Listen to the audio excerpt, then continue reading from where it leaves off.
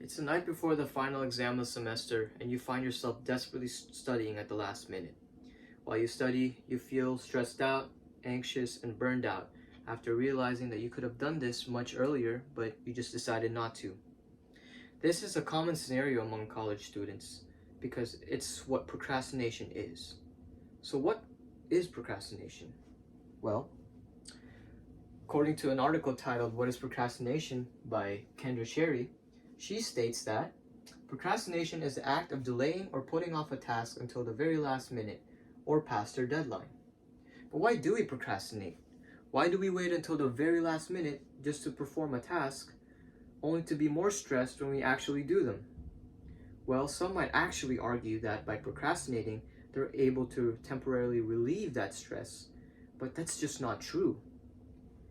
In essence, you're just adding more stress, your performance is decreased significantly, and your mental and physical health are negatively impacted as a result. And as a college student, I have first-hand experiences on what procrastinating can do because I've been stressed out and anxious over missing my assignments.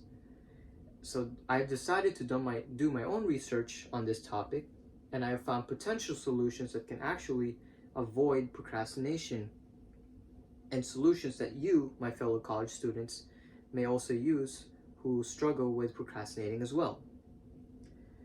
That is why my purpose is to persuade you to change your habits by avoiding procrastinating, because procrastination for college students is just a bad problem that needs to be avoided in order for you guys to achieve more academic success with less stress. So, why do we need to avoid procrastination in college? Well, let's go over the consequences at first. First of all, a low academic performance. Now, by not doing assignments or studying on time, this actually negatively impacts the student's performance and results in lower grades. An article from the American Psychological Association by Amy Novotny states that procrastination is actually negatively related to overall GPA, final exam scores, and assignment grades. Students who procrastinate often delay their efforts to study the day before an exam or quiz, which actually only increases the risk of scoring a lower percentage on these assessments. So, the second thing is, procrastination can decrease one's mental and physical health because of the workload and the stress that's put upon the student who has to do it. Later in the semester terms, procrastinators supposedly reported higher stress and more illness, according to a research study done by Tice and Baumeister in 1997. And a lack of sleep also decreases cognitive function and focus, which makes it harder for students to remember what they studied for their exams or quiz.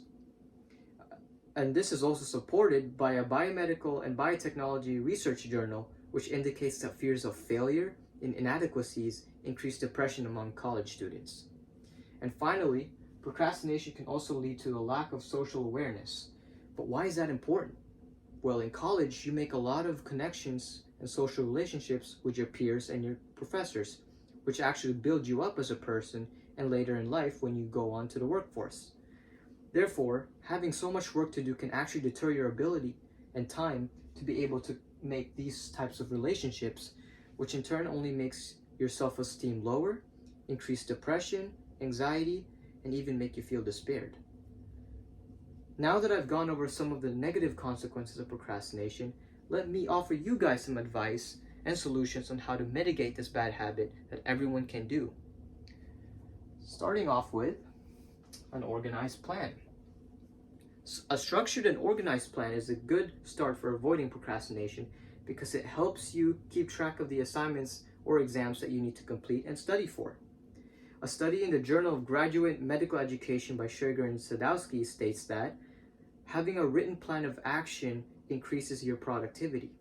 They also suggest that people are more effective when they're able to cross off the first thing on their list because it allows them to go on to the next thing, meaning they're organized and they're able to go from step to step.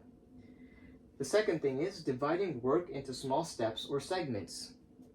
Now, what this initially means is dividing work into smaller and more manageable segments can help college students deal with multiple assignments at once without having to focus their entire time and effort on just one assignment.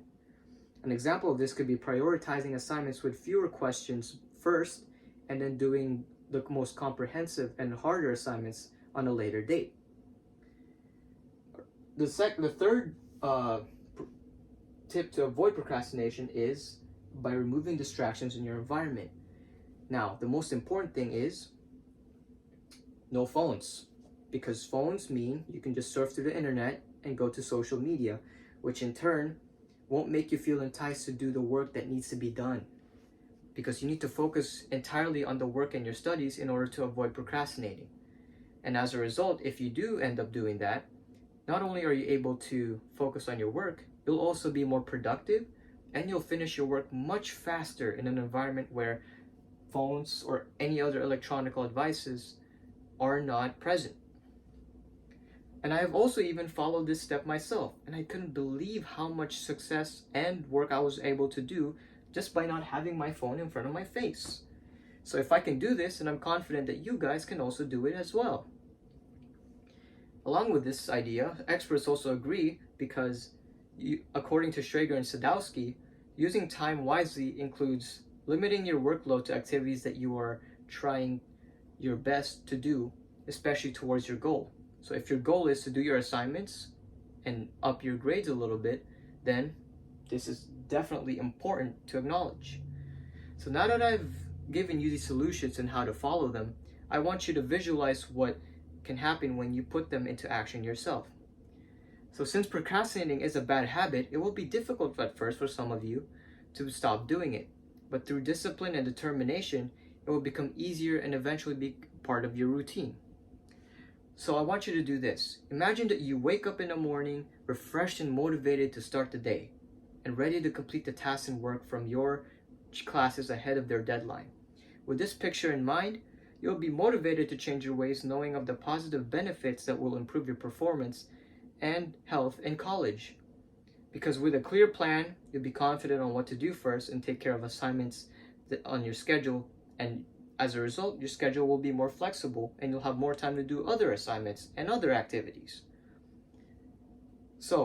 But it's not just about thinking about what avoiding procrastination can do for you. It's about taking it upon yourself to put these actions, to reality. And to summarize, procrastination has too many consequences that are just not good for you as a college student with a lot to learn and do outside of your studies. But it takes sheer discipline and dedication to help you succeed in college and later in life. So find it in yourself to do your assignments earlier and on time for your own sake and your future success as college students. Because I want you to remember this famous phrase from Mr. Alan Morgenstern, which relates a lot to this topic. Work smarter, not harder. Thank you.